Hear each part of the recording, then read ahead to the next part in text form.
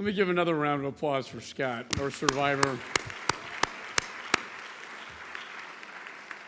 and his mother, Nancy. This is why we're here. People like Scott. All of you in the room have been through experiences like this, whether you're a parent who lost their child or you have a child who survived with survivorship issues. We've come a long ways, but we have a long ways to go. Cancer is still the #1 killer of our children, and it is our goal to eradicate and destroy this disease once and for all. You know, I chair the Homeland Security Committee, and I try to protect the American people from the threats that I see. But this is the #1 threat, really, to our children. And I can't think of a more worthy, greater cause than this one. And I want to thank all of you for being here today to be a part of this mission, this cause that we have. And we have made great success, and I do want to thank a few individuals in addition to Scott, who survived leukemia. One reason I got involved in the fight is I had a lot of parents who came to me who lost their children. I also lost my best friend in grade school to leukemia. Back then it was a death sentence. Today it's not, and that's the good news. But we have a lot more work to do. I also want to recognize Andy Taylor, who has been really the brainchild genius.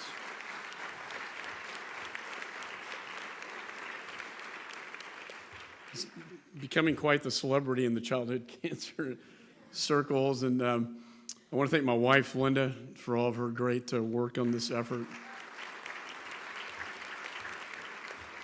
I actually introduced her as my daughter at the last event, but we have 5 teenagers, and I thank you for raising them. We call them domestic terrorists at times.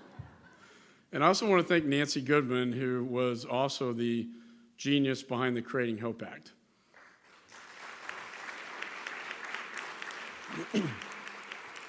Now, I'm just a messenger. I'm an advocate. I formed the caucus because these children don't have lobbyists here in Washington. They don't have advocates. And so, unfortunately, they're not made the priority oftentimes in Congress that they should be. And that's what the caucus is designed to change. The caucus has resulted in, I think, some good legislation. And just let me say a few things about the Creating Hope Act. You know, when Nancy and I were working on this, and Andy and Linda and Brianna's out there, our great childhood cancer survivor advocate who I took on the House floor in violation of the House rules to lobby that bill, but we got it done, and you know what? It was experimental. We didn't know if it was going to work. And guess what? It did. And now, since the 1980s, we only had one childhood cancer drug since the 1980s, and thanks to the Creating Hope Act, we now have a drug to cure neuroblastoma.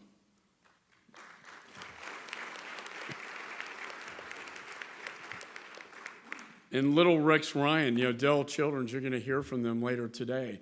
But, you know, United Therapeutics really discovered the drug, had a clinical trial in my hometown of Austin at Dell Children's Hospital. And Casey and Leslie Ryan have a little son named Rex who's a survivor now because of this new drug. And I got to meet Rex at Dell Children's, a little 3-year-old kid, full of energy, blonde hair, running around. I wish he could be here today, but his parents are here. I can't think of anything more gratifying. We do a lot of stuff up here that doesn't amount to anything.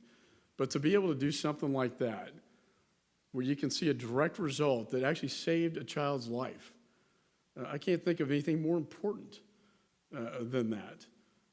And Rex gave me a drawing of the Capitol, and it sits behind my desk here in Washington, and I think a lot about Rex, and I think about all the children who have both died and survived, and the children of the future whose lives we're going to save by continuing this great cause.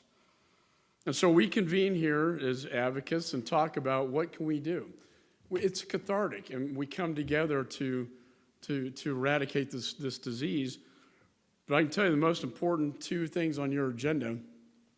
One is to reauthorize the Creating Hope Act. We did that. We passed the Cures Act in the House, which increased funding for the National Institute of Health at a time when it's hard to do that. But we did that. We increased NIH funding, and we also reauthorized the Creating Hope Act. The Senate needs to act. If the Senate does not act by St. Patrick's Day, the Creating Hope Act will expire. And that's unconscionable. Legislation that has been proven to save kids' lives, with over 4 drugs that have come out, each of these vouchers worth $350 million that can go to further research and development. It's unconscionable that the Congress not act on this.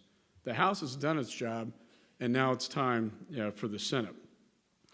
We've also introduced the STAR Act, which essentially stands for survivorship, treatment, access, and research. And it does many, many things. And there's a lot of handout material on this. But we put together a package that we thought would relate to those 4 issues that we think is realistic, that can be achievable, that can be passed by the Congress. So when you go to members' offices, tell them about the STAR Act. Tell them about the bipartisan support for it, that Jackie Spear is joining me in the good fight. And also tell them about reauthorizing the Creating Hope Act in the Senate. You know, my state, we're always a little bit proud in Texas, but we have something called CPRIT. It's a Cancer Research Institute. And, you know, 3% of that budget was directed towards childhood cancer. But just recently, they changed that priority from 3 to 31%.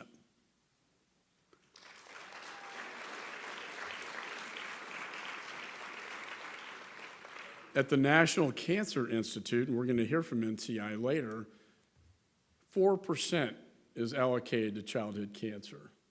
4% to our children who have a far greater lifespan ahead of them.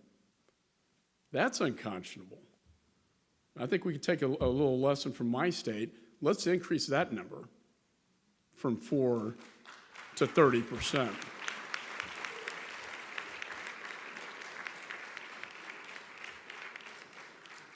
I just really want to, Scott, thank you, little hero. There's so many little heroes out there. When you go to these hospitals, and I do it very frequently, fortunately many are surviving now, but some don't. And it's probably one of the most heart-wrenching experiences you can see is a child that's dying, losing their hair, dealing with needles every day. It's one of the saddest experiences you can see. We need to stop it. We need to stop the horrific experience that everybody in this room has been through. And again, I want to thank all of you for your heroism, for standing up for this cause. We're going to continue the fight, and we're going to eventually defeat this terrible disease. Thank you very much.